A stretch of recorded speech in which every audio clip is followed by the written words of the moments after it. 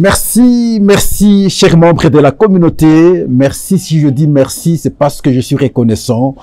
Les appels, les messages que nous recevons, vous nous encouragez, vous nous congratulez et vous nous poussez à bien réfléchir encore plus afin que dans la communauté, nous puissions réfléchir et surtout analyser les questions d'actualité, les questions qui concernent bien entendu notre pays. En tout cas, merci beaucoup. Mais une prière de notre part. Soyez encore plus nombreux. Vous avez ce que vous avez découvert là où il faut analyser objectivement les faits de notre société. Partageons les liens. Aimons, commentons, partageons pour que nous soyons encore plus nombreux. Vous avez 2, 3 amis, partagez avec les amis, qu'on soit alors plus nombreux. C'est tout ce qu'il faut à ce jour. Nous devons avoir un espace comme nous l'avons, un espace où nous ne parlons que République démocratique du Congo et non les individus. Et vous savez, avec notre logique, nous sommes dans la pensée d'Héraclite d'Éphèse. Tout coule, tout passe, rien ne demeure. Ce qui demeure, un peu, selon nous, c'est le pays. Mais tout ce qu'on voit là va passer. En tout cas, merci beaucoup. On se retrouve encore aujourd'hui, samedi, pour aborder d'autres questions. La semaine qui vient de s'achever, l'actualité a tourné autour de la Constitution. Au moins, nous avons su vous faire comprendre que les agitations du côté de l'opposition n'ont pas leur place. Au moins, vous aviez compris, vous pouvez réciter. Même quand vous êtes en sommeil, vous pouvez vous rappeler. L'article 218 vous dit clairement, vous donne les instances qui sont habilitées à pouvoir proposer la révision de la Constitution. 218. On commence par le président, l'une des chambres du Parlement, le gouvernement, après le Conseil des ministres, et sans pétition. Ça, vous pouvez réciter. Nous vous avons dit également, même en ce qui concerne le changement de la Constitution. Nous vous avons posé 3 questions et nous posons 3 questions. Personne ne sait nous répondre parce qu'on comprend que c'est pertinent. Qui doit apprécier le temps du changement de la Constitution? Quand est-ce qu'on peut changer la Constitution? Avec quel président il faut demain changer la Constitution? Personne ne sait nous contredire. Et donc, avoir un comportement autre, c'est de la haine simplement contre Tshisekedi. Et nous ne pouvons pas avaler ça. Nous ne pouvons pas accepter ça. Nous ne pouvons pas consommer ça. Qu'on parle de la révision de la Constitution, qu'on parle du changement de la Constitution, c'est le garant de la nation qui apprécie toute initiative possible. Et son pouvoir est tiré de l'article 69 de la Constitution et de 218 de la Constitution. En tout cas, merci. Mais aujourd'hui, chers membres de la communauté, nous parlons des mauvais collaborateurs du président de la République. Quand vous n'avez pas de bons collaborateurs, il est aussi difficile de réussir la mission. Et nous considérons aujourd'hui que le chef de l'État, Félix-Antoine Tshisekedi, est mal entouré. Il a des mauvais collaborateurs. Pourquoi nous évoquons cette question? Le délabrement de la ville de Kinshasa, tout le monde sait le dire, mais nous abordons la question sous un autre angle. Angle de l'Assemblée nationale. Qu'est-ce qui s'est passé là? À l'Assemblée nationale, il y a une motion de défiance déposée contre le ministre des Infrastructures, Alexis Guissaro. Je veux vous rappeler, ce sont des débats que nous avons déjà organisés sur la malversation financière, les fonds qui ont été alloués pour l'opération Zéro Trou à Kinshasa. Une aventure de mauvais goût. À Kinshasa, on n'a pas de trou, mais nous avons des puits. Nous n'avons pas de route. Et cet argent a servi à quoi? Je disais la fois passée qu'on ne sait pas dire la vérité au chef de l'État, ce qui se passe dans la ville. On les prend à partir de son palais jusqu'à l'aéroport. On choisit là où on peut poser les pneus. Mais à travers la ville, c'est délabré. Même lorsqu'il peut faire une descente de visite, on va là où le délabrement n'est pas très conséquent. Mais s'il est ici, dans des communes que je cite pratiquement chaque jour, Lingwala, Kinshasa, Barumbu, Ngaba, Kinseso, Matete aujourd'hui, Lemba, Limete. Parce que quand vous prenez Mombele, vous prenez Kingabwa, vous vous dites, mais je suis où? C'est à Limete. Là, il n'arrive pas, il n'a pas des informations. C'est comme ça que, de temps en temps, à travers l'émission, j'ai fourni toujours l'effort que le chef de l'État nous suive. On les ment beaucoup.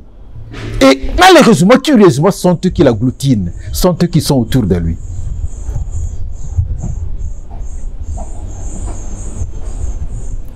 Qui les jaloux? L'argent était sorti. Là, c'est spécialement dans l'espace du Grand Kasaï. Il n'y a pas de route. Et d'ailleurs, nous avons suivi dernièrement ici le rapport, sinon la lettre de l'IGF qu'il avait adressée à la DGM, citant certains fils et certaines filles de l'espace du Grand Kasaï qui auraient détourné l'argent pour la construction des édifices pour la formation professionnelle. Ça, c'est juste un volet. C'est dans l'espace du Grand Kasaï. Qui les jaloux, n'en parlons pas. Et c'est comme ça qu'on interpelle le ministre Alexis Guissaro à l'Assemblée nationale. Son ministre trouve toujours des prétextes, chers membres de la communauté. Oh non, l'argent pose problème. Non mais Pascal dit, c'est quoi ça comme argument, chers membres? L'argument d'argent, il n'est pas pertinent. Qu'on considère qu'il n'y a pas d'argent. Mais vous êtes en face d'une réalité telle que, comme celle de Kinshasa aujourd'hui. Tout est délabré, vous faites quoi? Vous avez des tracteurs. Prenez des tracteurs à défaut d'asphalter parce que vous prétextez qu'il n'y a pas l'argent, mais que ces tracteurs-là embellissent et ne fissent que les routes afin de faciliter la fluidité, le passage. Est-ce que ce travail est fait? Et donc, on comprend finalement que l'argument consistant à dire qu'il n'y a pas l'argent, ce n'est pas un argument pertinent. Sinon, par la volonté, on peut faire le travail autrement, même lorsqu'il n'y a pas l'argent. Mais où sont parties vos initiatives? On vous met là, ce n'est pas pour que vous puissiez nous dire qu'il n'y a pas l'argent. On n'a pas besoin de ce discours. Est-ce que ce pays manque l'argent en toute réalité, monsieur le ministre? Nous avons suivi le gouverneur de la ville en échange avec le ministre des Finances actuel, Fouamba. Donner des garanties. On a même cité les artères qu'il pensait réhabiliter. Où en sommes-nous aujourd'hui? Et le ministre était sûr, il disait l'argent est là, l'argent sera déboursé. Ça veut dire qu'on ne manquait pas l'argent. Ce qui reste maintenant, c'est la volonté à pouvoir matérialiser. Où en sommes-nous jusqu'ici? Les mauvais collaborateurs, des gens qui ne savent que flatter. Les projets sont toujours à long terme. Pourquoi les projets doivent toujours être à long terme? Après 5 ans. Vous parlez de 5 ans et pourtant son mandat, c'est déjà 5 ans, il a déjà consommé 1 an. Les flatteurs. On n'a pas de collaborateurs réalistes et qui savent dire au chef de l'État ce qui ne va pas et ce qui va. Et donc, nous attendons de l'Assemblée nationale un comportement qui va refléter les attentes de la population. Ça veut dire quoi en d'autres termes? La sanction, carrément, parce que la population aujourd'hui, principalement la population quinoise, ne supporte plus son ministre des Infrastructures qui s'appelle Alexis Guissaro. Vous ne pouvez pas, à travers une telle interpellation, faire une formalité à l'Assemblée nationale. On n'a pas besoin de ça, s'il vous plaît. Nous sommes désolés. Les Congolais ont besoin d'une sanction contre celui qui ne sait pas appuyer les idées du chef de l'État. Celui-ci ne sait pas appuyer les idées du chef de l'État. On peut tout dire, mais en tout cas, à Kinshasa, on n'a pas que des voies à compétence provinciale. Nous avons des voies, sinon des voiries à compétence nationale. À compétence nationale, ces voiries reviennent alors au ministère des Infrastructures de pouvoir les réhabiliter. Et donc, substantiellement, ce ministre mérite une sanction sévère par l'Assemblée nationale. Mais souvent, avec nos députés, ils risqueraient maintenant de nous afficher un comportement qui va décevoir le grand monde, le grand public, qui lorsqu'il pleut, personne ne sait sortir de chez lui à cause de son monsieur, à cause du mauvais travail de son monsieur Alexis Guissaro. Mais il vient devant vous, les représentants de la population, et d'ailleurs vous-même vous vivez les réalités de délabrement dans la ville de Kinshasa, de délabrement à travers le pays, et un tel monsieur vient devant vous et vous les soignez. Vous aurez alors déçu la majorité des Congolais. Malgré ce délabrement, si vous sanctionnez la personne, les Congolais vont se dire « ouf, heureusement ». Et à ce moment-là, on peut maintenant espérer avoir quelqu'un qui peut venir appuyer le chef de l'État afin de réaliser maintenant ce qui est attendu. Toujours à l'Assemblée nationale, pour des questions pratiquement de même ordre, nous avons suivi le président de l'Assemblée nationale, Vital Kamerhe, parlant de l'initiative de la motion de censure contre le gouvernement, contre la première ministre, que l'ancien président provincial de la ville de Kinshasa, Godem Mpoyi, actuellement député national, qui consistait à vouloir faire partir la première ministre, il avait ses raisons de paiement, ainsi de suite. Une pétition a été organisée à l'Assemblée nationale afin d'atteindre le seuil tel qu'exigé afin d'initier une motion de censure. J'ai suivi personnellement Godem Mpoyi dire que j'ai retiré ma motion, j'ai retiré mon initiative. Pourquoi? Parce que déjà, le gouvernement a répondu à ma demande. Et je ne voyais plus la raison de continuer. Mais le président de l'Assemblée nationale, venu à l'Assemblée nationale, dans son perchoir, il fait comprendre aux gens que les députés de l'UDPS ont initié une démarche pour faire partir l'un de leurs. Et pour lui, c'est une surprise. Il ne faudrait pas que par après, les gens disent que Kamerhe. Et il voulait se laver de cette façon-là. Il accusait directement le député de l'UDPS. J'ai vu un député de l'UDPS, Daniel Aselokito Akoy, qui soit, même temps, secrétaire général adjoint de l'UDPS, prendre parole pour dire « Non, monsieur le président, vous êtes le président en même temps de votre parti politique, l'UNC. L'UDPS, c'est votre partenaire fiable.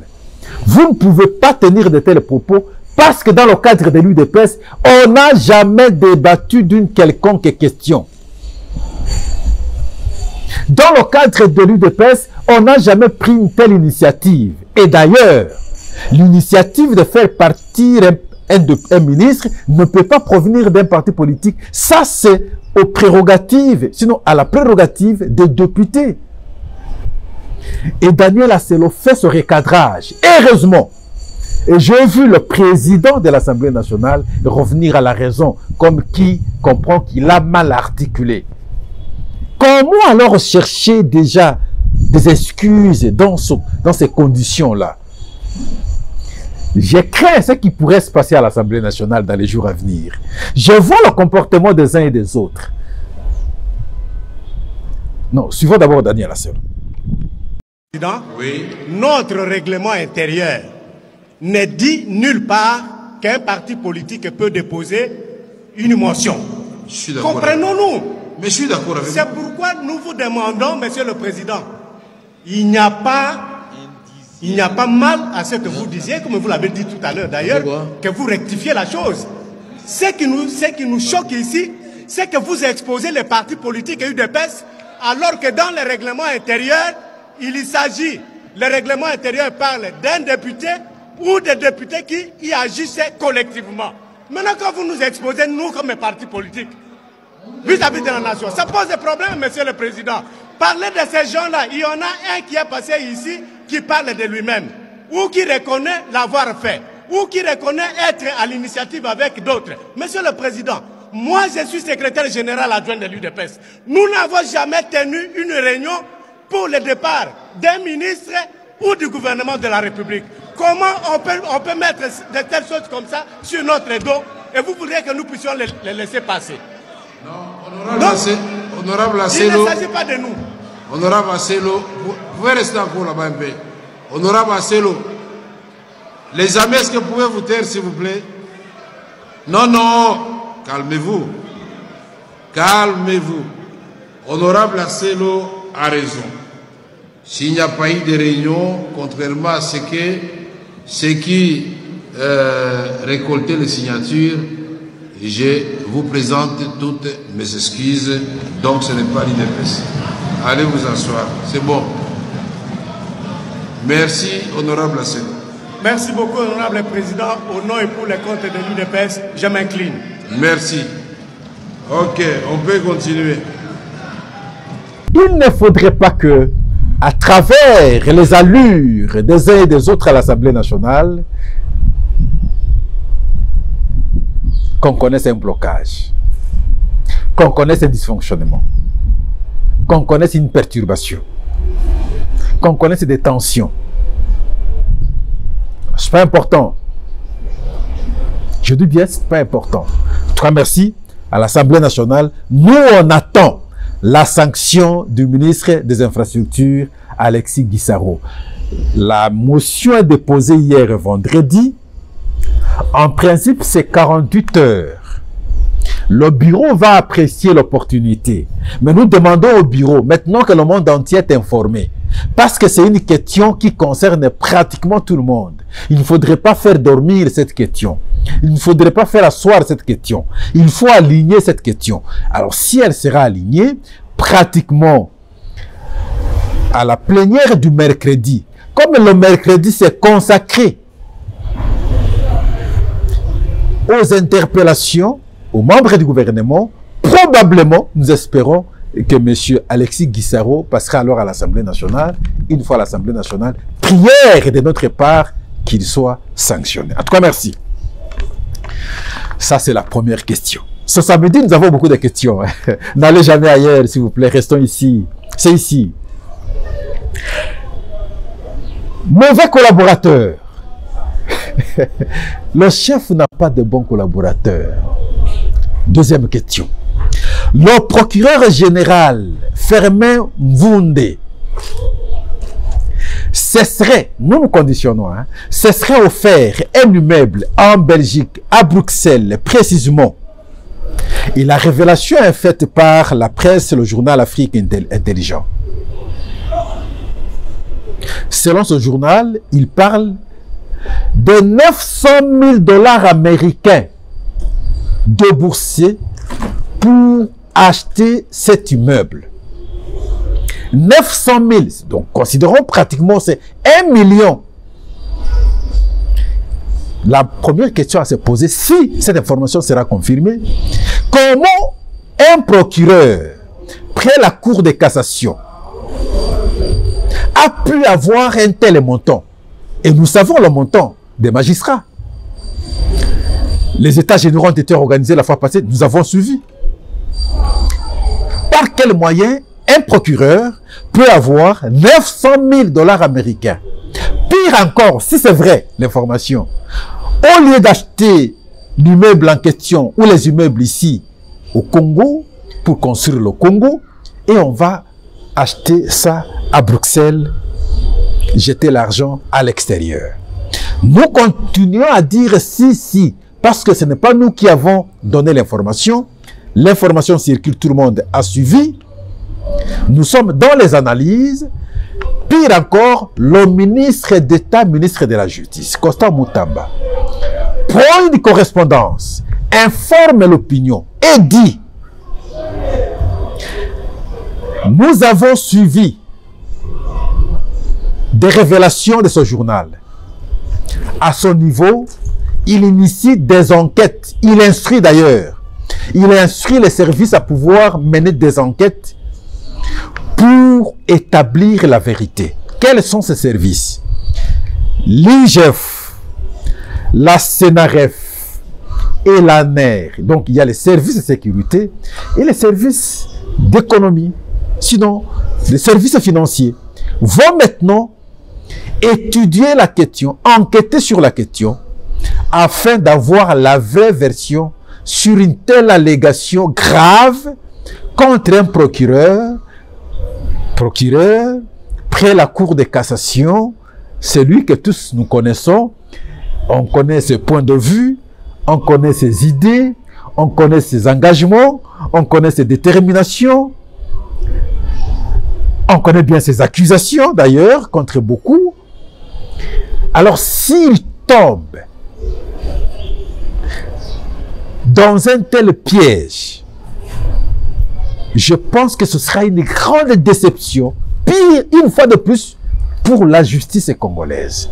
Le procureur ne peut pas, à notre niveau, estimons bien, avoir un montant de 900 000 $ américains et aller acquérir un immeuble, pas au Congo, mais à Bruxelles. C'est très grave de notre point de vue. Alors, comme le ministre nous a tranquillisés, tout en nous rassurant les enquêtes, alors nous allons voir et nous allons attendre ce que l'ANER va nous dire, ce que l'IGF va nous dire et ce que la SENAREF va également nous dire sur cette question. Mauvais collaborateur. Mauvais collaborateur. Troisième point, mauvais collaborateur toujours.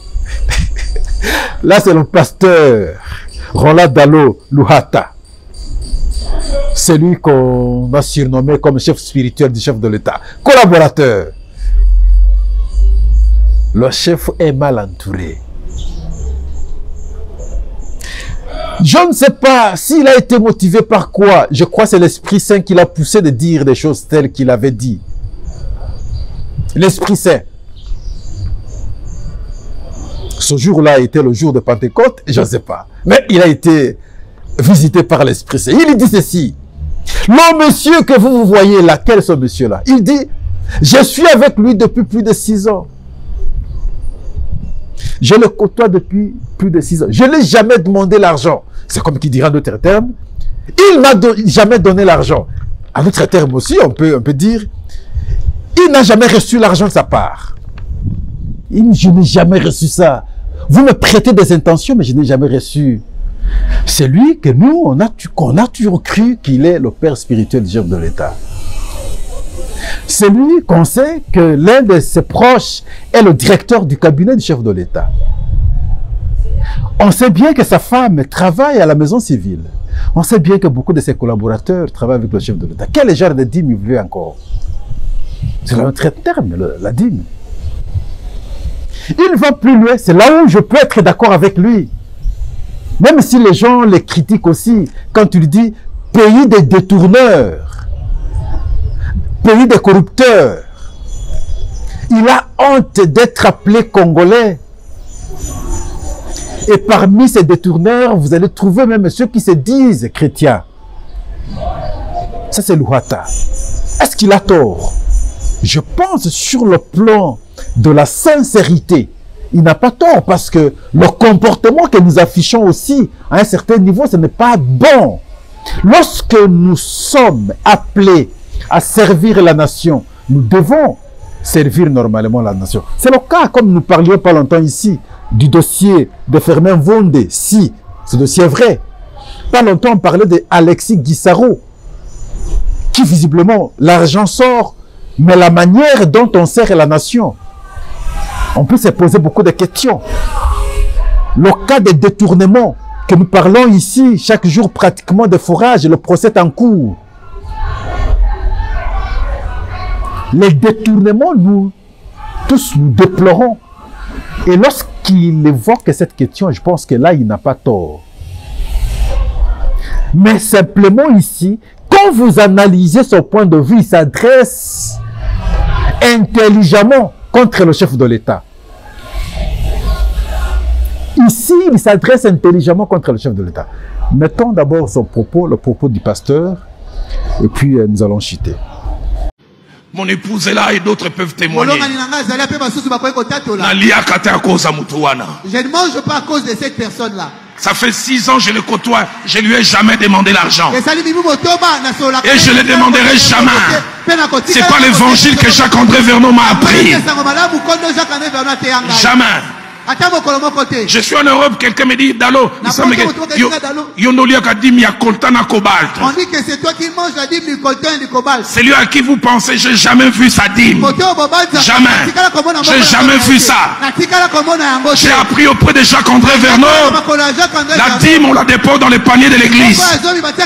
Je suis jamais allé et je n'irai jamais à la maison chercher cela. Mais en même temps, je dis, quand on a des rapports particuliers avec l'argent, Dieu s'est donné par des bonnes voies. Amen. Et il sait bien le faire. Je donne ce simple témoignage, pasteur Christian, on va prier. Une église de Goma m'invite, une église de 28 personnes. En m'invitant, il dit, pasteur, il parle que tu prêches que dans les grandes églises, viens. Et à cause de ma présence, il s'était arrivé à 100, pasteur Benjamin peut se souvenir.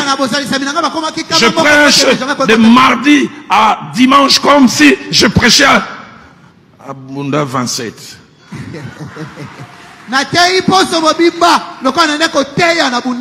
Les derniers jours, il me donne une offrande de $80. Il me dit, depuis que l'église existe, c'est la plus grande offrande que l'on donne. Je prends ça, je dis, Seigneur, je vais consommer. Parce que je vais vers l'aéroport, Dieu me dit, tu as fait ma joie, je vais te payer. C'est ce jour-là que Dieu a placé sur ma route un corbeau qui n'a rien à voir avec Philadelphie. Parce que Dieu sait s'occuper de nous. Je suis dans la salle d'attente, pasteur Benjamin se souvient. Je vois un homme qui vient dire, c'est papa Dalo, je dis oui. Ce jour-là, j'ai découvert qu'il y a des gens qui sont puissants. Il dit, je dois aller chercher une bénédiction. Mais j'ai dit, l'avion va décoller, il dit, je vais faire retarder ça. Il dit au chef d'escale, ne décollez pas. J'ai quelque chose, il part, il revient, il me donne une enveloppe.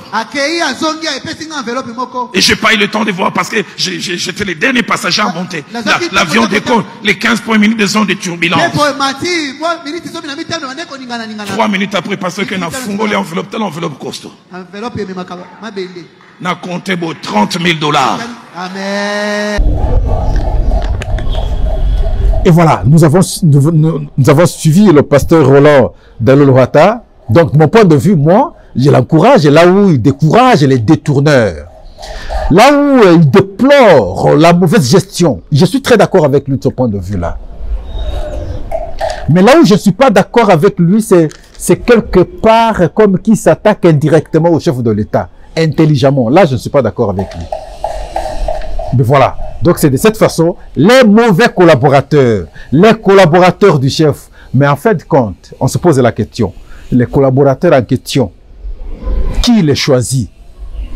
Et les gens vont dire, on n'a pas de mauvais collaborateurs, ou on n'a pas de mauvaises troupes, on n'a que de mauvais chefs. C'est comme ça que parfois Pascal et moi je dis, non, le chef est bon, mais le choix doit être intelligent. La fois passée, nous avons démontré la manière de faire le choix. Donc, il faut maintenant tout faire pour qu'à travers le choix, on ait des meilleurs, ceux qui peuvent correctement appuyer le chef. L'autre m'a dit la fois passée, Pascal, là où ça fait mal, c'est que, et il parlait de moi, excusez, cher membre de la communauté, il me dit, mais Pascal, qui pouvait croire que vous là, vous n'êtes pas aux côtés de Félix-Antoine Tshisekedi? Pourquoi vous dites ça? Et même parce que vous êtes parmi les gens qui se sont battus depuis tout ce temps. Vous étiez toujours à ses côtés, mais qu'est-ce qui se passe aujourd'hui? Oh, mais chacun a son destin, pourquoi vous devez dire ça? Mais la vérité, c'est que les gens qui se sont battus, qui ont été dans son combat, qui ont l'idée du combat, qui ont l'idée de servir, qui peuvent avoir honte, parce qu'hier ils ont beaucoup parlé, ces gens ne sont pas aux côtés du chef. Et ceux qui, on ne sait pas d'où ils viennent, ils s'improvisent, ils sont là, ils ne comprennent pas la vision, ils n'ont pas été dans le combat. Et voilà la manière de travailler. Ils sont en contradiction de la vision. Et la conséquence, le travail n'est pas rendu, n'est pas bien rendu. C'est cela la réalité. Pendant les quelques années qui restent, n'y a-t-il pas moyen de refaire les choses pour que les meilleurs, les vrais combattants puissent revenir maintenant à la gestion afin d'atteindre l'objectif, celui des défis qu'ils avaient lancés hier pour la résolution des problèmes de notre société. Je pense que ce n'est pas impossible. En tout cas, merci. Nous nous arrêtons aujourd'hui ici. Merci parce que vous comptez toujours nous faire confiance. Et nous vous prions que nous soyons encore plus nombreux. Partageons les liens. En tout cas, commentons, aimons. Et pour que nous soyons encore plus nombreux, c'est ce qui est plus important afin que de belles émissions, de vos points de vue, nous puissions avoir d'autres orientations, d'autres lumières afin d'être toujours actifs chaque jour. En tout cas, merci. Merci beaucoup. Au revoir. Et à la prochaine. Mais n'allez jamais ailleurs. Restons ici. Tout coule. Tout passe. Rien ne demeure. Bon week-end.